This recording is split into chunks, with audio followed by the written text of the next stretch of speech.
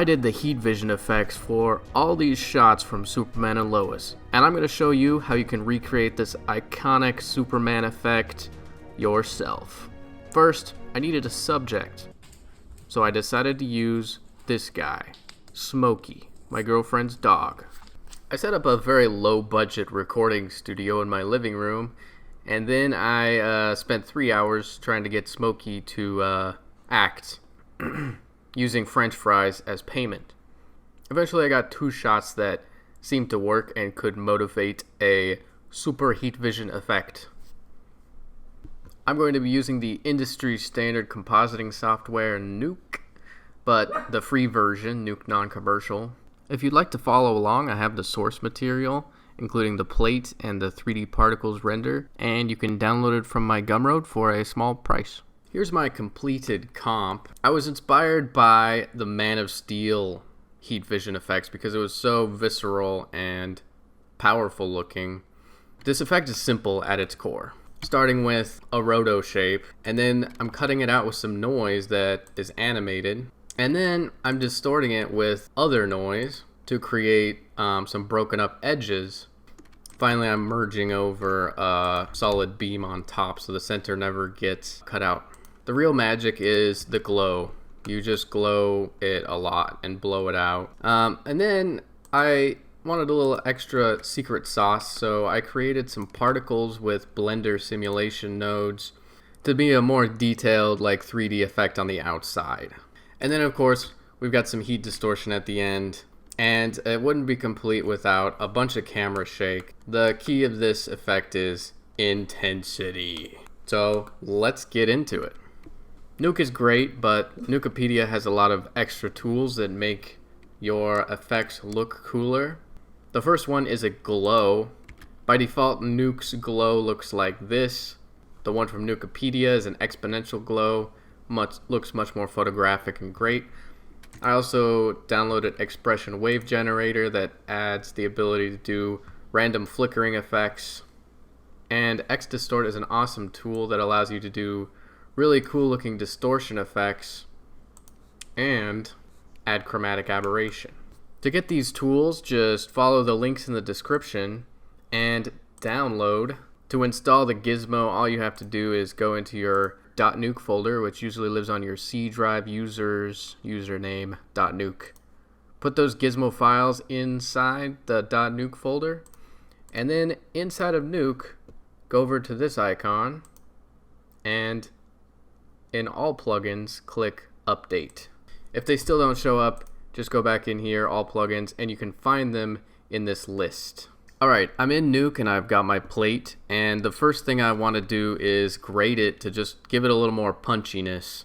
I got a little trick here. Make a log to lin node and change it to lin to log, and then make a sharpen node. Copy the log to lin underneath and switch it back. So you're sharpening in this flat color space. And then if you just change the size to something very large like 100 and turn the amount down, maybe we turn the size down a little bit to 50. That just gives you a little extra punch. The first step for making these beams is to track the eyes. So let's make a tracker node. Plug that into the plate. And then I'm going to Control-Alt-Click to make a tracker, and then I'm going to expand the search region because there's a lot of movement in this plate. And then I'm going to hit Z to track backwards. Seems to be working fine. And then I'm going to hit V to track forwards. Just watch it to see if it loses the track, but it seems to be doing pretty good. Oh, it lost it there. So if we just go to this frame, maybe expand the search region a little more and hit C to track forward. It doesn't want to track, so I'm just going to manually drag it over to line it up and then keep tracking one by one till we get to the end. Alright, I'm going to name my tracker real quick. And then I'm going to go to an earlier frame when he's looking off to the left side, and I'm going to make my roto shape. So let's collapse this tracker. I'm going to hit O for roto, and then change this output to RGBA, and then I'm going to left click hold and create an open spline here. It'll just have 2 points on it, so just click on the center of the eye, and then we'll get our angle that we want. There we go, we've got a beam already. And then this green one will expand the size of the beam. So let's get some perspective in there. And the start of the beam can just stay pretty small. Oh, one thing, don't click until you go back to this cursor. And then you can change the scale of the start of the beam to be a little smaller. Clicking on the track, I'm just going to go to the transform tab and set the reference frame to the current frame. That means the transform node will not move anything on this frame. It will be in the same position. So we're going to do transform match move down here and export that transform node. Drop that in. And if we merge this over our plate, we should have a roto that attaches to his eyeball. There's a couple issues here, obviously. For one, it's getting cut off at the edge. If you go back into the roto node, change clip to from format to no clip. Now it's just a little creative animating. So I want, when he turns towards us, I need this to change shape and look like it's coming towards us. Sometimes I do this in 3D, but in this case, it's almost as easy to do it in 2D and you have more control anyway. So I'm going to set a keyframe here by clicking on one of these control points, and then I'm going to go forward in time till he's looking at us and he stops turning his head, and I'm just going to put this over here, and I'm going to scale this way up because it's supposed to be coming like straight towards us almost. And maybe we'll put it off to that side because we're going to add another one over here in the end. And then this center one, maybe it can come down a little bit to cover up his eye a little bit more. So now we've got a bit of an animation here. And in the middle we have a problem where it's coming into the screen. I'm just going to pull that off, scale it up a little bit more. And that seems to be working. And then at the end he looks off to the side. So next I'm going to make the noise that I'll use to add detail to this beam. So make a noise node. And I want this to phase over time, which would be the Z value. So right click in here, add expression, and we're going to make a simple expression which will be frame divided by 10. And now it should be phasing. The higher value you divide it by, the slower it will phase. Now I want it to move to the left. So if we go into the transform tab, that would be -x, and we're going to use the same expression in here to do that. So right click, edit expressions, and we're going to type frame except multiplied by -150. Now we've got some noise that's going to the left and phasing. I'm going to use this noise to distort this roto, and the node for that is iDistort. iDistort uses a UV channel, which means red values distort the pixels up and down, and green values distort them left and right, I believe. So we need both red and green noise. So let's make a shuffle node, and we're going to shuffle everything into just the red channel, and then I'm going to make another shuffle node and shuffle everything into just the green channel. Now if we put a time offset in here and offset it by like 10 frames, we get some noise that's totally different, maybe 20 frames just to be safe. We get some green noise that's different than the red noise, and we can merge it over. Now we've got our red and green noise, and I'm going to make a shuffle copy node. Plug that in, plug one into the noise, and then we're just going to check these boxes here. And in this channel, this is the channel we're shuffling it into. I'm just going to click new, and I'm going to call this noise, and the RGBA channels are what we want. So if we just hit OK, we have now shuffled the noise into a new channel. And in distort, I'm just going to grab that channel in UV channels. So select the noise, and then if we turn up the UV scale, we get some distortion effects here. Now it's all offsetting because this noise, all the values are above 0. So what we need to do is grade this and offset it so some values are negative. If we offset it to 0.3 or so, it tends to work pretty good. We go back here, and then it's distorting pretty evenly in both directions. Now I'm going to mess with the scale of the noise overall to get a tighter breakup here. Something like that. And then you can adjust the distort to be a little stronger if you like. This doesn't look very good, so I need to make a mask that will limit the noise amount near his eyes. So just make that mask just a big one, and then I'm going to feather it out along this distance, and then I'm going to mask, or I'm going to stencil the noise with it. So if we just change this to stencil, we now no longer have so much distortion there. In fact, we have none. And let's move this match move down below all this noise so everything gets tracked in together.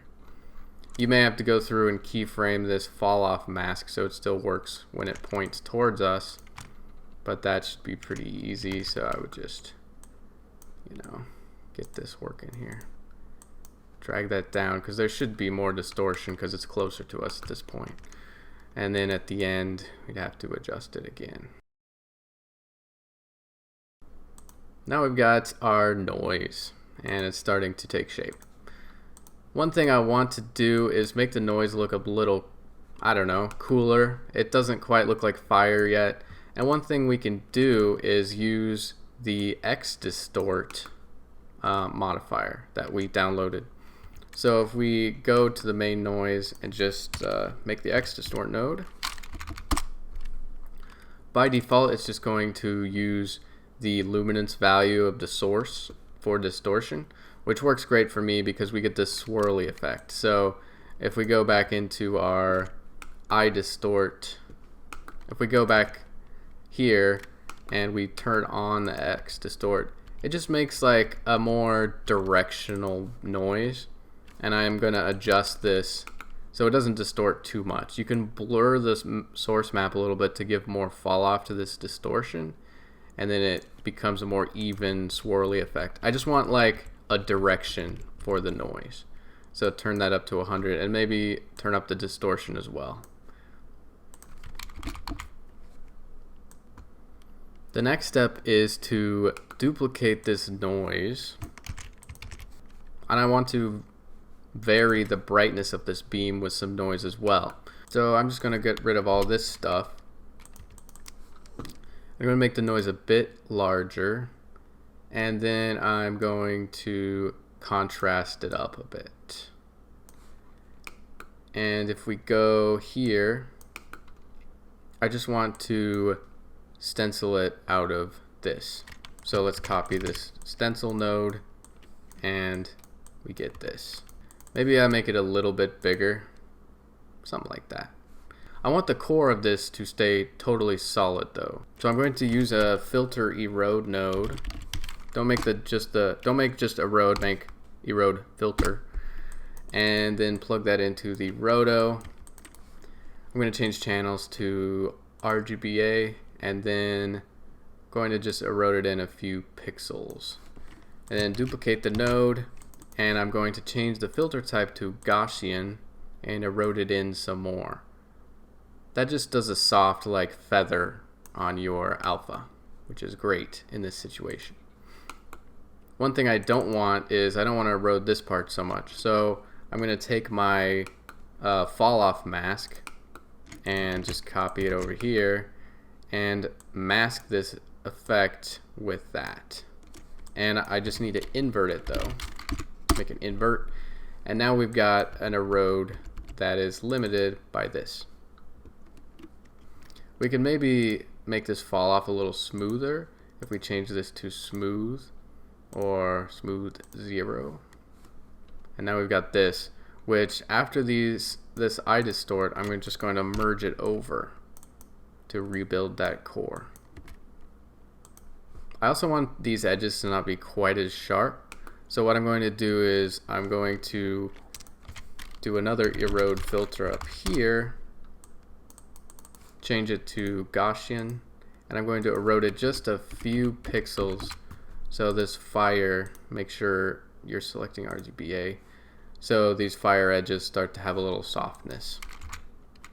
Let's move all this stuff up to make space, and I'm going to make our glowing node that we downloaded. Just gonna drop that in there and take a look at that glow. That's cool. The first one, I want it to be really tight, just very small glow, and I'm just going to merge that over the result. There's some weird stuff happening here. I only want it to brighten the result, so I'm just going to do a plus. That will just add to the original. I'm going to turn up the clip black amount so it's not glowing everything entirely. And then I'm going to turn down the brightness a bit so it's just brightening that stuff up a little bit. One thing I need to do here is everything is just getting clipped out. So I need to multiply down my source so I can make it brighter without blowing it out. So I'm going to make a multiply up here before I'm merging my core back over to just drop down the brightness of the outer flames a little bit to like 0.8. And then I'm going to copy that multiply down. You can make a dot down here, separate that out, and also drop down the entire thing a little bit. And now we have more room to play with our glows, and I can turn up the power a little bit and make that core nice and bright. And then maybe I won't clip black as much. I'm also going to set my white point at this point. So just make a grade node in the main pipe and change it to be, whoops, wrong color. Turn up the red, turn up the green, and you turn down the blue and get yourself a nice orangey color. Maybe this glow is still too strong, so let me just turn it down. And then I'm going to make a second glowing node. Plug that into the main pipe. And this one's going to be super bright and super broad. I want it to cover the whole screen. So something like that. That's good. And then I'm going to turn up the fall off for the red channel so we get this nice red wash over everything. And then just merge that over your original glow. I'm going to crank up the red in this. I'm going to drag the slider and just intensify the colors a bit. One problem I'm having is the plate is so bright already, this isn't standing out. So one thing I did, and you can do, is let's plug this into our sharpened plate. And what I want to do is grade down the highlights. So I'm going to make a grade node, and I'm just going to gain it down to like 0.7. I'm going to make a keyer node and limit it to the highlights. So now we're just gaining down our highlights. And suddenly you can see that beam a lot better. One thing I want to do is soften this edge a little bit. So I'm just going to drop my core into this filter erode so it gets a little softening as well. Now the second glow I think is not bright enough. Let's crank that up a bit. That's starting to look good. And then we'll just make it more red, like the fall off, just let it be more red, and put a little green in there too. That's starting to look good. Now we're really blowing this out, and one thing we can do to fix that is to just clip or compress the highlights. So make a color lookup node, drop that in there, and go to the master curve. Let's make this bigger. And I'm just going to make a handle at 0.8 or so. And I'm just going to drop the highlights down. And make sure that you're not affecting the shadows at all by adjusting this back. And now, where it was once blown out, you can still see just a little bit of detail. Just a little bit. I think I might be compressing it too much, so I'm just going to drag this all up until we get our white hots back. And now you're just affecting it just a little bit. It's a subtle thing, but it makes it look a little more photographic. At this point, I'm going to complete these steps for the other eye, so I get a second beam, and then I can just apply all the same stuff to the second beam. You'll also need to roto the snout to put it behind at the beginning, and then if you just stencil that one beam out. Next, I'm going to show you the expression wave generator. This just makes a wave form, an animation, and you can choose what type. We're going to use noise, a wavelength of 2, and we're going to do the min value of 0.5 and a max value of 2. So that will just make the brightness fluctuate between 2 and 0.5. So what I want to do is make a multiply node, and I'm just going to hook these together. So with the result, control click and drag this up to the value of the multiply. And then if you drop this multiply below the glows, then we can see that it is now making the glows fluctuate. This is where I'm going to add my heat vision effects that I rendered out of Blender. I'm just going to grade them to match the color of everything, and I'm going to add some extra fake blur to it. And then that just gets merged over, and it adds just that extra little touch of detail. Now for heat distortion. I'm going to use the same setup that I used to distort the beams. So I'm just going to copy this whole noise setup here and the shuffle copy and iDistort and move that to the end of my comp.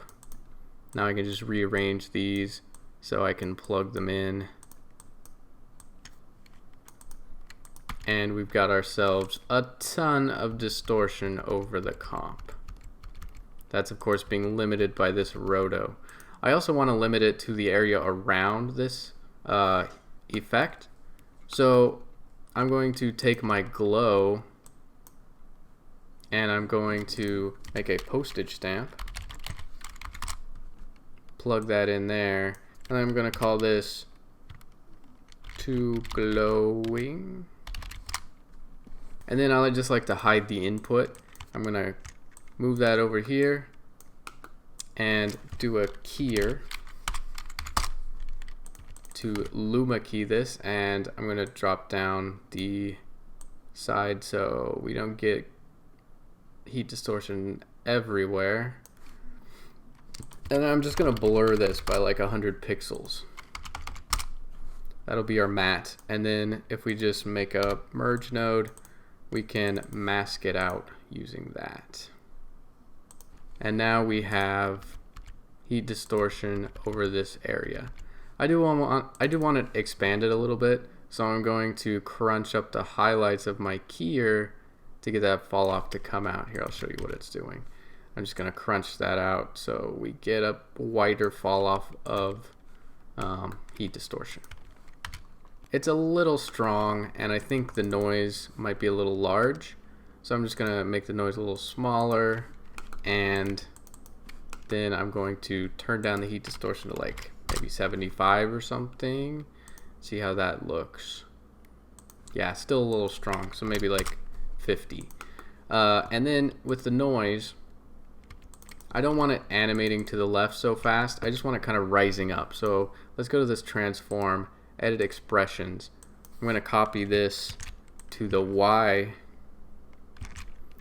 and instead of multiplying it by 150, I just multiply the Y by the X by 20 and the Y by 50. Let's see what that does. Oh, it's going down. So maybe not negative 50, positive 50. And now we've got heat distortion rising up. That's a lot faster than I thought. So maybe just 10. So we've got our heat distortion, we've got our glows, but there's still a few missing elements. We need to add camera shake because this does not look very intense just yet. So Nuke has a built-in camera shake node. Just gonna drop that in, and I'm gonna put it on, I'm gonna view it over my original plate because it is a bit slow. So I'm just gonna turn the amplitude way up to like maybe 55 and see what it does.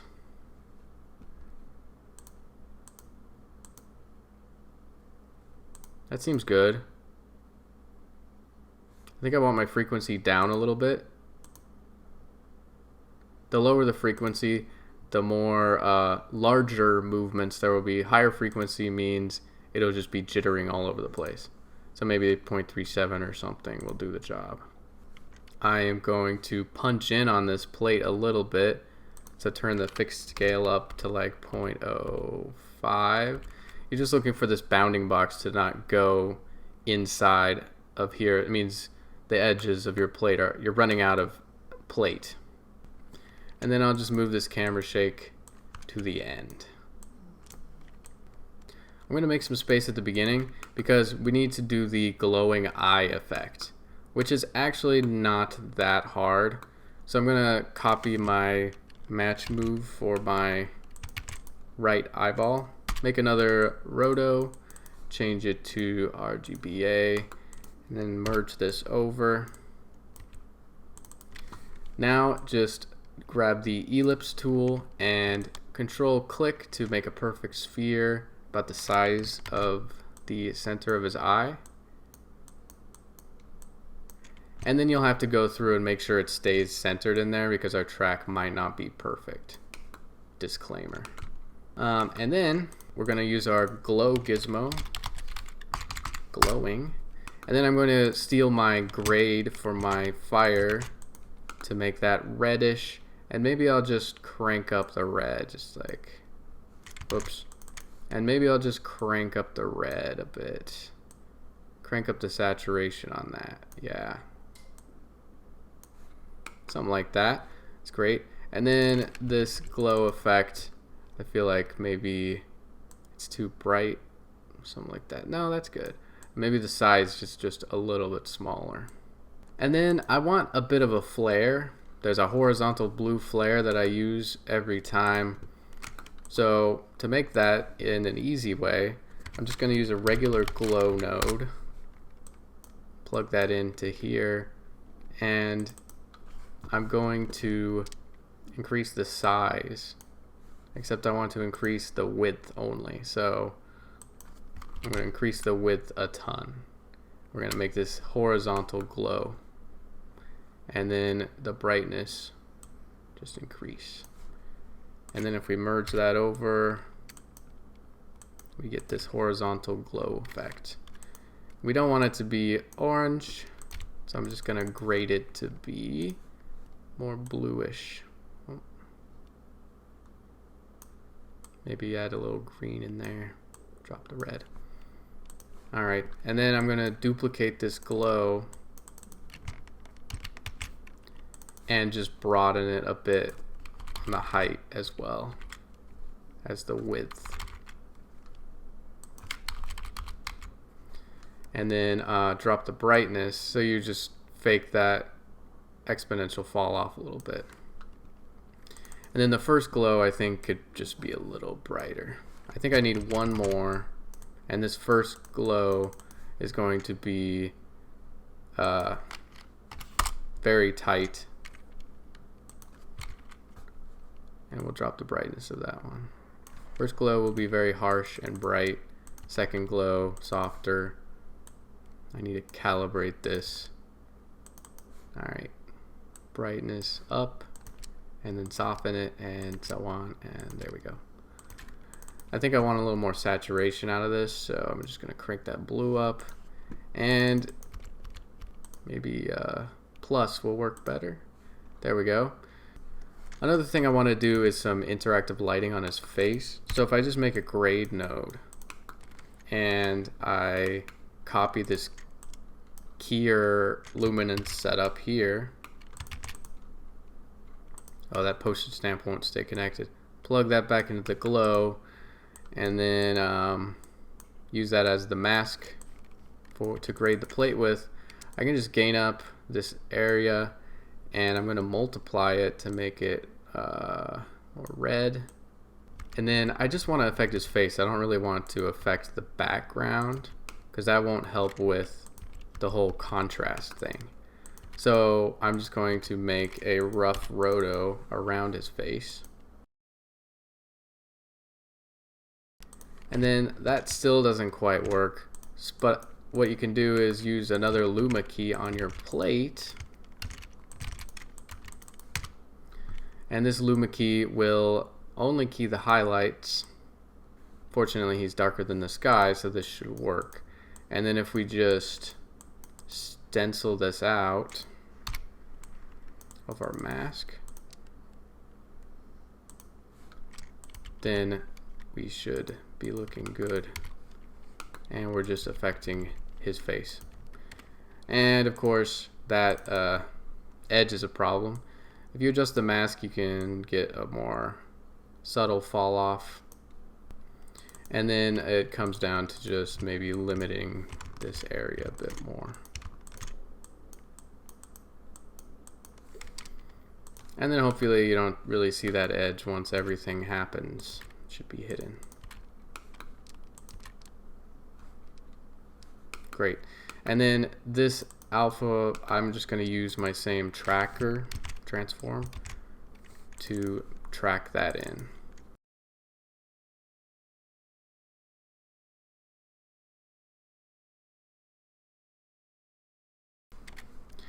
Great, now with that interactive lighting, it looks a lot more dynamic. That's great. And we just need to do the other eye real quick so we can get the glow on the other eye. And I'm also using the snout roto to cut out that eye. And make sure it doesn't look wonky in the end. But you don't really see much at a certain point. Great, and then for the eye glow, I want to take this same multiply that's controlled by the expression wave generator and drop that below so you get flickering on the eyes as well. Now I'm going to animate this effect to come on. When his ears come up, I want the effect to start. So there's some build up here at the beginning. His ears come up, it starts. So maybe on frame 10, we have our beam start. So I'm going to make another multiply node up here. And on frame 10, I'm going to set a keyframe and make it a value of 2 because I want it to be extra bright when it starts. And then on frame 9, I'm just going to have it be gone. And then 5 or so frames later, I'm going to animate this back down to 1 so it sort of gets bright and then fades back down. And then I'm going to copy this multiply and use it for the eye glow as well. And just offset it by 1 frame. So the eye glow starts and then the heat vision comes. I want the camera shake to start at frame 10 as well. So on frame 10, or actually let's have the camera shake fade on over like a couple frames. So at frame 9, set a keyframe, it'll be 0, and then at 11 we'll make it 55. And then I'm also going to do a slight push in on this over time. So on our fixed scale, set a key at frame 9, value of 1, and then at frame 11 make it a value of 1.05. So we're going to do just this little push in when it happens. I also need to animate this effect to go off as well. So I actually want this to appear 1 frame before the main heat vision effect because it looks pretty cool. So I'm going to take the same multiplier for the eyes and just paste that there. So now we get that. But I don't want it to go to 2, I'm just going to make it 1. Or maybe like 0.5 5, so it's like a little precursor blast. Also, the eyes, I want them to be on part of the way at the beginning. So maybe like 0.6, and then they flash brighter right before. So maybe 3 or 4, they flash brighter, and then they go back down to 2. So we've got this effect. Then I'm just gonna add some grain. I'm gonna do grain draw, and that'll just add some randomized grain. It's kind of large and stuff, so I'm gonna just scale it down a little bit, and then just slightly less intensity. So I'm gonna drop these values a little bit as well. And then just reformat it at the end so your bounding box is contained. And then I'm going to render this out. One final tweak I want to do is just turn down this very wide glow a bit, because we're kind of losing definition in that beam, and I want to see those crisp edges. So I'm just going to turn that way down till we see that beam edge better.